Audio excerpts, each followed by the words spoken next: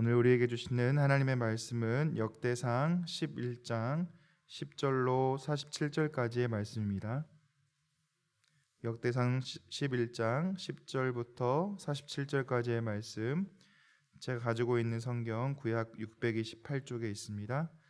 역대상 11장 10절부터 47절의 말씀 드라마 바이블로 함께 듣도록 하겠습니다. 다윗에게 있는 용사의 우두머리는 이러하니라. 이 사람들이 온 이스라엘과 더불어 다윗을 힘껏 도와 나라를 얻게 하고 그를 세워 왕으로 삼았으니 이는 여호와께서 이스라엘에 대하여 이르신 말씀대로 함이었더라. 다윗에게 있는 용사의 수효가 이러하니라. 학몬 사람의 아들 야소브암은 30명의 우두머리라. 그가 창을 들어 한꺼번에 300명을 죽였고, 그 다음은 아호아 사람 도도의 아들 엘르아살이니 세 용사 중 하나이라. 그가 바스담밈에서 다윗과 함께 있었더니 블레셋 사람들이 그곳에 모여와서 치니 거기에 보리가 많이 난 밭이 있더라.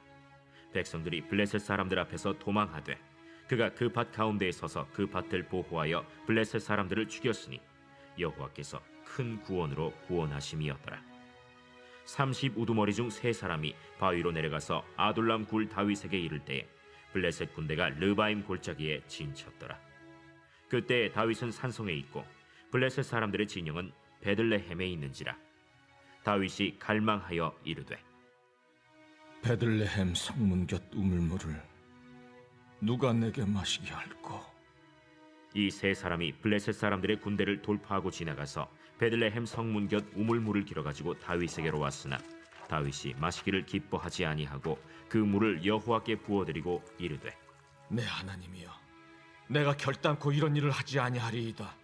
생명을 돌아보지 아니하고 갔던 이 사람들의 피를 어찌 마시리이까? 그들이 자기 생명도 돌보지 아니하고 이것을 가져왔으므로 그것을 마시기를 원하지 아니하니라. 세 용사가 이런 일을 행하였더라. 요압의 아우 아비새는 그 3명 중 우두머리라.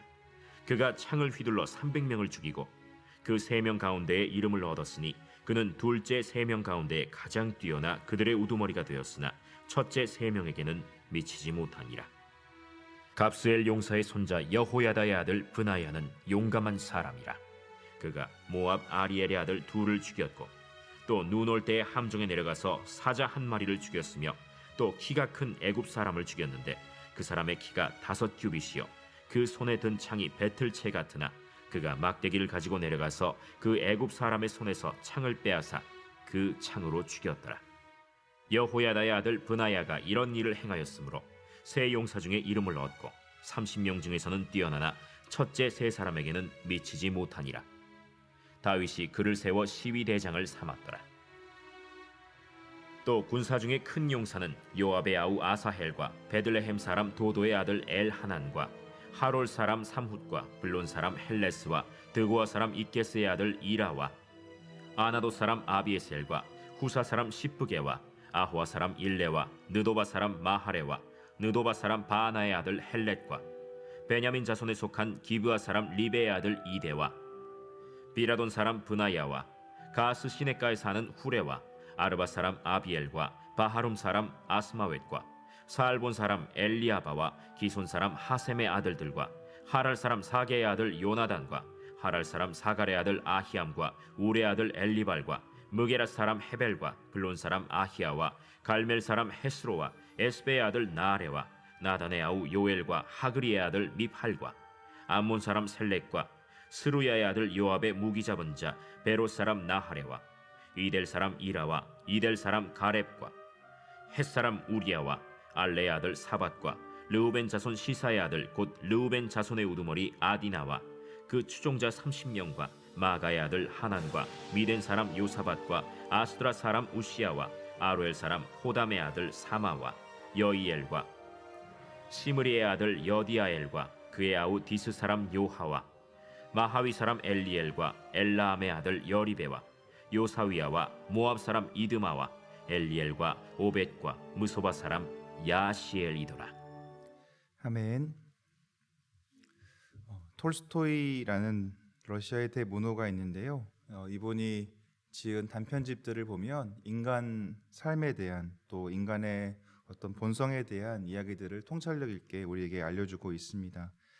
특별히 사람은 무엇으로 사는가라는 단편집이 있는데 여기에 나오는 시몬은 너무 가난해서 외투조차 살 수 없는, 그래서 아내와 함께 외투를 나눠 입어야 했던 사람이었습니다. 가난한 시몬이 모아놓은 돈과 빌려준 돈을 받아가지고 외투를 장만하기 위해서 길을 떠남으로 이야기가 시작되는데요. 그러나 빌려준 돈도 받지 못하고 단지 술만 사서 집으로 돌아오는 과정 중에 알몸으로 거의 죽기 직전에 노인 청년을 만나서 이 청년에게 외투를 덮어주고, 자기가 가진 유일한 외투를 덮어주고 함께 집으로 돌아오게 되는 그런 사건으로 이야기가 시작됩니다. 이 청년의 이름은 미하일이었습니다. 남편이 외투를 사오지 않고 이상한 청년을 한 명을 집에 데리고 온 것을 보고 이 아내는 화가 나서 남편을 보고도 빵도 주지 않으려고 했지만, 그러나 미하일의 모습을 보고 이상한 평안을 느끼고 빵도 주고 또 잠자리도 이 청년에게 내어주게 됩니다. 이 청년 미하일은 이 집에 머물면서 구두 수선을 배우게 되고 솜씨가 좋아서 이 집에 많은 도움을 주었습니다. 이야기가 또 계속 진행되고 있지만 이 미하일은 나중에 하나님의 천사로 알려지는데, 사람은 무엇으로 사는가라는 질문을 받고 이 땅에 내려온 천사라고 이야기합니다. 이 질문에 미하엘은 이 시몬과 부인의 모습을 보고 또 다른 사람들의 모습을 보고 사람은 하나님의 사랑으로 산다라는 것을 깨닫고 다시 하늘로 올라갔다라는 것이 이야기의 줄거리입니다. 성경은 계속해서 하나님의 사랑으로 나누고 섬길 때 하나님의 복이 흘러가게 되고 하나님의 나라가 세워지게 된다라고 우리에게 말해줍니다. 특별히 잠언에 보시면 이런 이야기들이 많이 기록이 되어 있는데요. 잠언 17장 5절에 보시면 가난한 자를 조롱하는 자는 그를 지으신 주를 멸시하는 자요, 사람의 재앙을 기뻐하는 자는 형벌을 면하지 못할지니라 라고 나와 있습니다. 또 잠언 19장 17절에는 가난한 자를 불쌍히 여기는 것은 여호와께 구워드리는 것이니 그의 선행을 그에게 갚아주시리라 라고 나와 있습니다. 마지막으로 잠언 29장 14절에서는 왕이 가난한 자를 성실히 신원하면 그의 왕위가 영원히 견고하리라 라고 나와 있습니다. 오늘 본문에서도 다윗 왕과 다윗 왕을 도와 왕국을 세웠던 용사들이 나열되고 있는데요. 이 사실을 우리에게 보여주고 있는 이유는 무엇일까요? 그것은 다윗 왕국이 세워지기까지 다윗 혼자만의 힘으로 되지 않았음을 우리에게 말해주고 있습니다. 물론 다윗이 큰 역할을 감당했지만 다윗을 도왔던 부하들이 있지 않았다면 수많은 전쟁과 위기를 넘어서 지금 이 다윗 왕국을 건설할 수 없었다는 것입니다. 오늘 본문 10절부터 47절까지에 보시면 다윗의 부하의 이름과 활동 내역이 나와 있습니다. 좀 더 세부적으로 나누어 보면 10절부터 14절은 30인의 용사 중 첫째 세 용사에 대해서, 15절은 30인의 용사 중에서 둘째 세 용사에 대해서, 그리고 마지막으로 26절부터 47절까지의 말씀은 30인의 용사를 구성했었던 위대한 용사들의 명단으로 구성되어 있습니다. 다윗의 용사들은 각기 서로 다른 출신과 또 다른 개성을 가지고 있었음에도 불구하고 한결같이 다윗을 향한 충성심으로 이스라엘을 강하게 만들었습니다. 다윗이 왕이 되었을 때만 함께 했던 것이 아니라 다윗이 사울 왕에게 쫓기고 또 도망 다닐 때에도 이 사람들은 함께 했다고 성경은 말합니다. 위대한 지도자 뒤에는 이 지도자를 잘 서포트하고 있는 팔로워들이 있다는 사실을 우리는 기억할 수 있어야 합니다. 하나님 나라는 한 사람의 위대함에 있지 않고 함께 마음을 모아 헌신하고 충성하는 사람들의 함께함에 있다는 사실을 우리는 깨달을 수 있어야 한다는 것입니다. 다윗 또한 부하들의 서포트만 받은 허수아비 왕이 아니었습니다. 뛰어난 리더십을 가진 사람이었습니다. 특별히 오늘 본문은 하나의 에피소드를 우리에게 보여주고 있는데요. 다윗이 블레셋 군대에 둘러싸여 있을 때 다윗이 몹시 목이 마른 적이 있었습니다. 우물은 적 진영에 있어서 우물을 기르려면 목숨을 걸고 가야 하는 상황에서 다윗의 이 목마름, 이 갈증을 들은 세 용사가 블레셋 군대를 돌파하고 가서 베들레헴 성문 곁에 우물물을 길어 가지고 다윗에게 가져다 줍니다. 정말 대단한 용기와 리더를 향한 사랑이라고 말할 수 있습니다. 아무나 할 수 없는 일들을 이들이 한 것이죠. 다윗은 그러나 이들이 떠온 물을 받아들고 물을 마시지 않았습니다. 부하들이 목숨을 걸고 가져온 물을 하나님 앞에 부어 드립니다. 자기의 생명을 돌보지 않고 가져온 이 사람들의 피 같은 물을 먹겠는가, 어찌 먹겠는가 하며 마시지 않았던 것이죠. 부하들을 생각하는 왕의 모습 또한 아름답습니다. 앞서 말씀드린 것처럼 왕이 자신의 부하를 생각하고 선대했을 때 부하들의 왕을 향한 충성심은 더 깊어지고 왕과 부하, 신하 이들 사이의 신뢰는 더 깊이 쌓였을 것입니다. 다윗과 용사들이 함께 이뤘던 다윗 왕궁을 하나님 나라로 생각해 본다면 지도자와 돕는 자들이 하나님을 향한 충성과 헌신으로 하나님의 나라를 이루어 갔던 것을 우리는 확인해 볼 수 있습니다. 다윗을 섬겼던 부하들도 다윗 뒤에 계시는 하나님을 볼 수 있었고, 다윗 왕도 자신의 용사들, 자신의 부하들 뒤에 계신 하나님을 보며 이 부하들을, 이 자신의 신하들을 대했던 것입니다. 이렇게 했을 때 하나님의 나라, 하나님의 왕국이 이 땅에 세워지게 되었다는 사실을 오늘 역대기사가는 우리에게 말해주고 있는 것이죠.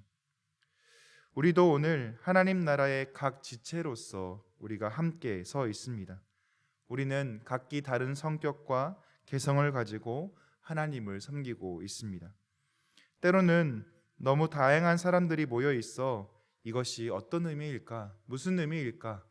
하나님 나라를 세워가는데 과연 도움이 될까라고 의문이 들 때도 있습니다. 아니, 하나님 나라를 이뤄가기 위해선 좀 같은 생각과 같은 행동으로 나아가야 하지 않나? 이런 생각을 하곤 합니다. 그러나 하나님의 나라는 내 생각과 판단으로 이루어지지 않습니다. 다윗과 다윗의 용사를 통해 하나님 나라 왕국이 이루어진 것을 보며 우리는 깨달을 수 있어야 하겠습니다. 상대방 뒤에 계셔 일하시는 하나님을 우리는 볼 수 있어야 합니다. 그리고 각자 가지고 있는 자신의 달란트로 하나님을 향한 충성과 헌신으로 각자 나아갈 수 있어야 한다는 것입니다. 서로를 향한 배려와 사랑으로 우리가 나아가야 한다는 것이죠. 이렇게 될 때 우리 가운데 하나님의 나라가 아름답게 세워지는 놀라운 역사가 있게 될 것입니다. 이 귀한 비밀을 깨닫고 함께 하나님의 나라를 세워가시는 저와 여러분 되기를 예수님의 이름으로 축원합니다. 기도하겠습니다. 하나님 아버지 감사합니다. 오늘 이 시간 또 말씀을 통해서 다윗과 다윗의 용사들이 하나님의 나라를 어떻게 세워갔는지, 어떻게 하나님의 왕국을 세워갔는지를 보게 하시니 참 감사합니다. 단지 자신에게 주어진 그 직분과 그 모습을 가지고 다른 사람들을 막 대하고 함부로 대하는 것이 아니라 그 뒤에 계시는 하나님을 바라보고 잘 섬기고 또 함께 하나됨을 이루어갈 때 하나님 나라가 세워졌듯이 오늘 우리에게 주어주신 이 하나님의 공동체가 서로를 향한 돌봄과 사랑으로 아름답게 세워지는 하나님 나라 되게 하여 주옵소서. 그렇게 세워가는, 그렇게 우리가 서로를 향한 마음과 충성으로 나아가는 우리의 삶 되기를 원하오며 예수 그리스도의 이름으로 기도하옵나이다. 아멘.